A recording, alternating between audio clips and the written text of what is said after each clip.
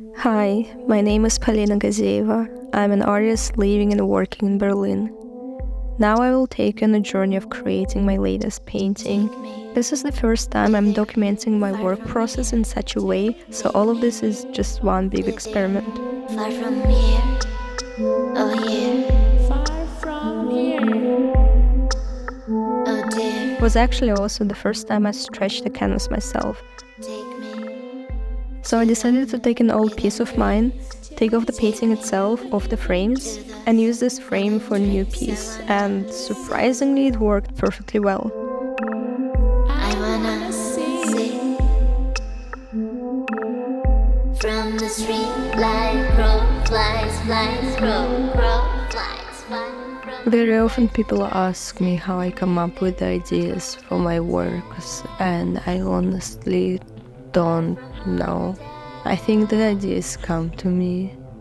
It usually starts with some kind of very vague image in my head, and I just start drawing or painting and see what happens. Like, I'd never know what it will exactly look like on the canvas or in the drawing, or even vaguely what it's gonna look like. The maximum I usually know it's the kind of figure I want to use or the kind of pose I want to use. And that's mostly it. Sometimes I think about the colors, but not really. I'm more likely to think about the medium I'm gonna use. But that also is more about the just technical part of it and not the image itself. It is quite a fascinating process. I enjoy it a lot. It comes very easily. I can't say that painting is easy. Painting is not easy, or being an artist is not easy at all. But at the same time, painting and making art, while being extremely difficult and time-consuming, is also so easy. So I had to switch from real oils to water-soluble oil paint because using turpentine is, well, great, but also it smells a lot, and I don't mind the smell, but it really stays, like it doesn't go away. I used it for the yellow underpainting, and the room smelled of turpentine very intensely for 2 days, even though we had the windows open the whole time. And it's like toxic, so I guess that's not the best thing. I am still gonna use it, I decided. I'm just gonna do the underpainting with the water-soluble oil. So this is what I'm doing now. I'm just trying to see where the shadows are, what the figures are gonna be like. I decided to add this wings on the left. I'm really enjoying working on this painting. I'm having a lot of fun. I missed painting, and yesterday when I was laying in bed trying to fall asleep, I started thinking how I want to finish this video that I'm making right now. But to finish this video, I actually have to finish the painting, and I haven't even really started working in it. I mean, I started a little bit, right? I did the underpainting, but I was like, oh fuck, I really want to finish the video and I really want to finish the painting. And I know I have nowhere to hurry, but I am already taking my time with this painting. I have this urge in me to do things very fast and to get things done. But honestly, there is no rush with the painting. I don't have to get it done. I don't have to make 20 paintings per year. I can just make however many paintings I make, and that's fine. There is no deadline. There is no specific amount I have to do. I should just enjoy it. So that's what I'm trying to do. I'm doing something a little bit different with this one, which is that for the underpainting I'm using very thin layers, very thin watery layers. I used to do it back in high school. That was the time when paintings took me like a day or two to make. Like, I used to be really fast with them, and my teacher always kind of just made fun of me for it a little bit, but like in a good way. And I'm not planning on doing the whole painting like this, but for this underpainting I really just went into that feeling of when you're just working on something, you don't have to be very careful, you just let the paint be, you let the paint flow, you let the water flow, and it's just creating this really pleasant effect that I'm enjoying, and I'm enjoying giving the paint freedom to do what it needs to do. Take me far from here. I do find it hard to talk about the painting process. As I've mentioned before, for me it's a very internal thing. I see the images in my head, I feel them, I have emotions about them, but I do not have words to really describe them. This is not how it goes for me. So it's a challenge, and I don't know if I like it. On one hand, I do like documenting what's happening. On the other hand, it also in a way bothers me. Like, do I really need to explain it? Do I really need to put it into words? Does it lose something if I put it into words, if I try to say anything? I don't know. Well, it's not like I've said much about it. I thought it was gonna be a very different painting. Before I started, I thought it was gonna be several figures. I thought it was gonna be 3 or 4 figures. And I pictured something else. I don't know how to explain, but I pictured like a group of people around a fire, and I tried sketching something like this, but kept on not working. I didn't like the sketches. And then this happened, or the sketch that I showed you happened, and I was like, yeah, that feels right. And I mean, I love it. I enjoy working on it. I think it has a great potential. But the part of me is like, Polina, how many more couples are you gonna paint where one figure is really like limping and then the other one is holding them up? Like, I've done this before. This is also something I think about, actually.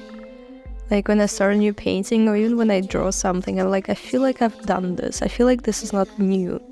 I feel like I've used this pose before. I feel like I used this theme or idea before. But also, is it really bad? Is it bad to repeat yourself as an artist? Is it bad to use the same pose? What if I, for the rest of my life, only paint one figure? For the rest of my life, I only paint one pose, one theme, one single idea. Would that make my art somehow worse? Do you really have to have diversity in your art? Do you have to make different things? Do you have to evolve? I don't think so. It's easier to let others be than to let yourself be and just do whatever you want. So when this happens to me, I'm like, is it because I really want to explore this theme again? Is it because there's something still left in it that I have to figure out? Or is it just because I don't have any better ideas? So I tried to make it different. I literally, when I was making this one, I looked at the poses, I looked at the figures, and then I looked at my older art to check if I've already done this before, because I've done so much I don't really remember everything, but I don't think I've done this before. And again, which would have been fine. I don't know why I have such a problem with it. I guess I'm just scared that, like, I don't know, I'm gonna spend so long on this painting, and I want it to be truly unique and different and authentic. I don't know. I think it's okay to repeat yourself. I think it's more than okay. If there's a topic, or if there is a idea or an image that really captures you, that you just wanna do again, like, why the hell not, right? Like, who is stopping you? There is no police. There are no rules. You can do whatever the fuck you want, like literally whatever the fuck you want. So I'm trying to do whatever the fuck I want. Into the brightest light. I love working with oil. It's so satisfying. I used to always work with acrylics, and I would get annoyed about how quickly they dry, and oil does not dry quickly, so I can actually mix the colors, and oh boy.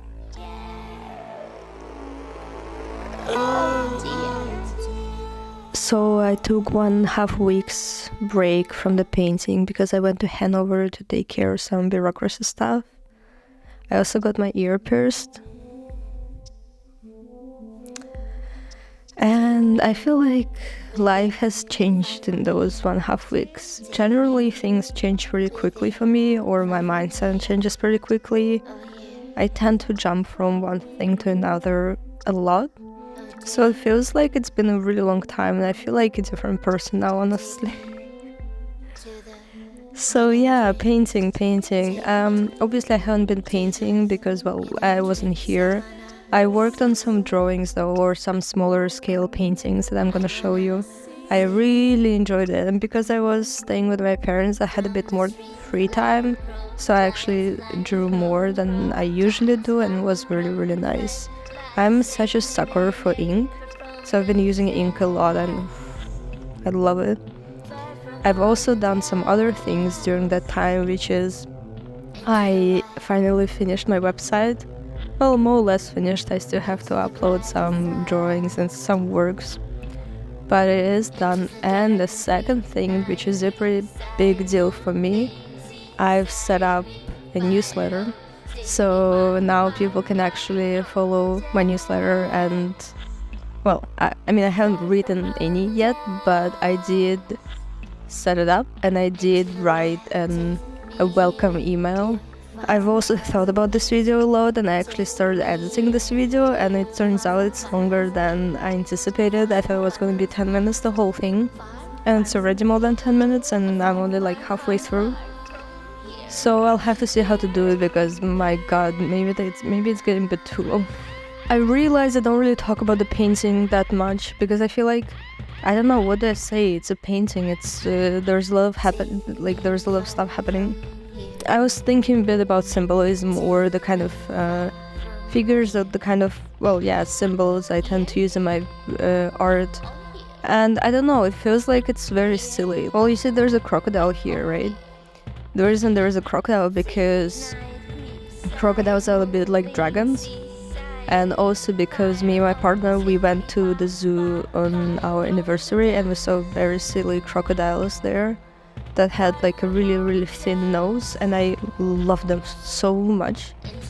And I've just been thinking about crocodiles for a while since then, and now there's a crocodile in my painting, and then that's it.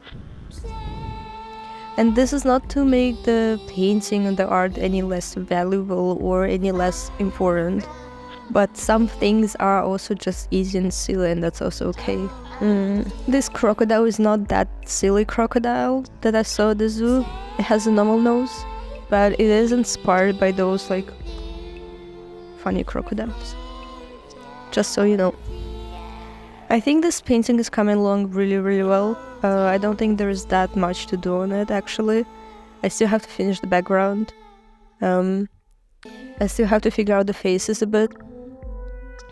And I mean, maybe everything is gonna change, but right now I feel like it's manageable. So I think it's been like, I don't know, like 25 hours of work on this painting. I would guess something like that.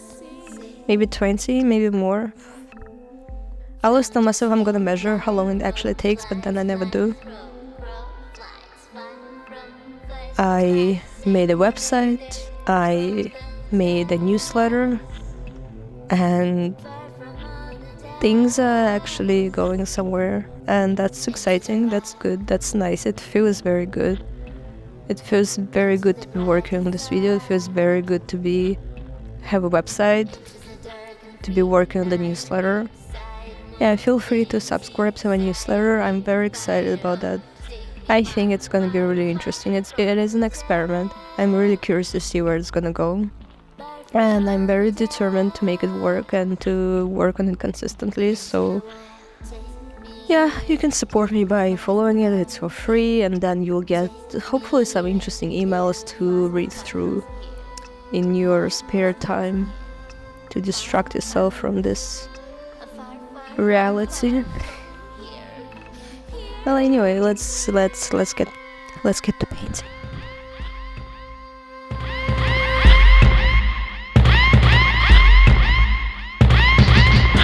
Take me far from here. Take me far from here. Here? Oh, here. Here?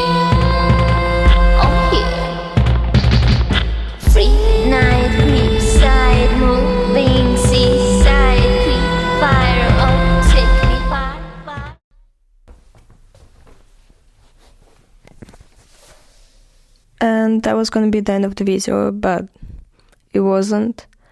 I was so certain that the painting is done. I took pictures of it, I told everyone I'm done with it. I got my partner to film me.